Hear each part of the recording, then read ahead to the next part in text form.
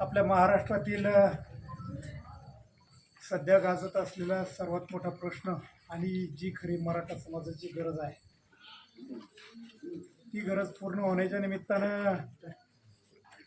मराठा समाजाचे सुपुत्र मनोजजी जरांगे पाटील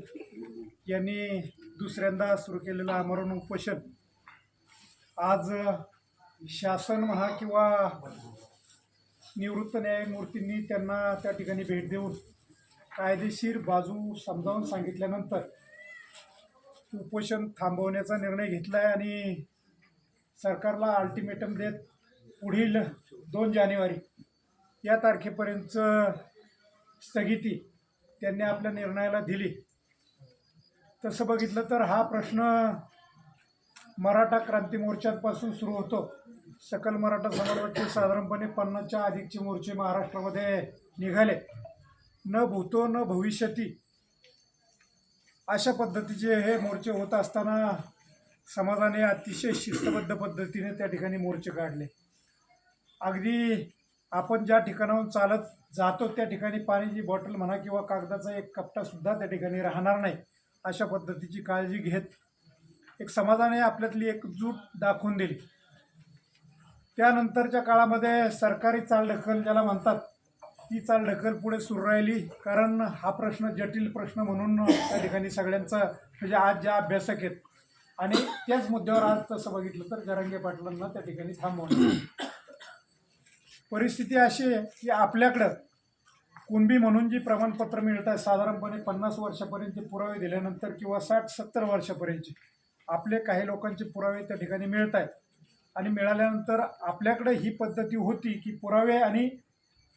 वंशावळ तुमची जुळल्यानंतर कुणबीची प्रमाणपत्र ही दिली जात होती। आपल्याकडे अनेकांना या सुविधा किंवा सुविधेचा लाभ आपण अनेक जण त्या ठिकाणी घेतो,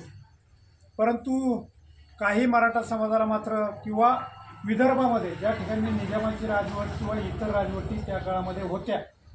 त्यांची रेकॉर्ड ती अजूनही हैदराबाद किंवा या ठिकाणी ती सापडतात। आजही आत्ता शोध घेतला असता ही रेकॉर्ड त्या ठिकाणी सापडतात आणि शासनाने कमीत कमी या उपोषणाचं दुसऱ्या उपोषणाच्या लढ्याचं यश मानावं लागेल की 15,000 कुटुंबांना विदर्भातल्या या पद्धतीचे दाखले ते पुरावे बघून त्यांनी देण्याचं त्या ठिकाणी मान्य केलं।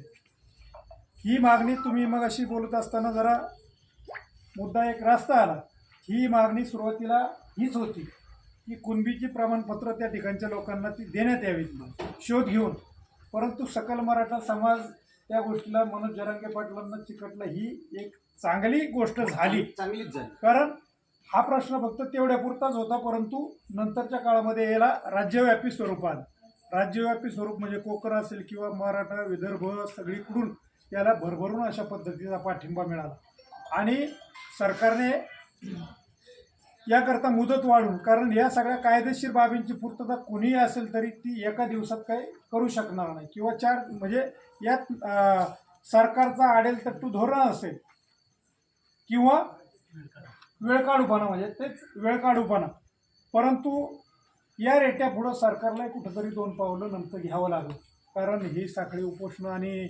नंतरच्या काळात जरी मग अशी दत्तानं सांगितलं की मोर्चांना हिंसक वळण वगैरे, परंतु ते हिंसक वळण आज राजकारणात आरोप प्रत्यारोप असे होत असताना आपल्या म्हणजे मराठा समाजाचं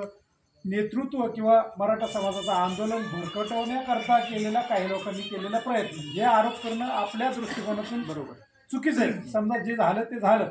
परंतु आज निवृत्त न्यायमूर्तींनी जी खरी बाजू आहे ती जरांगे पाटलांना सांगितली त्या ठिकाणी की काही गोष्टी अशा असतात की कायदेशीर बाबी तपासून म्हणा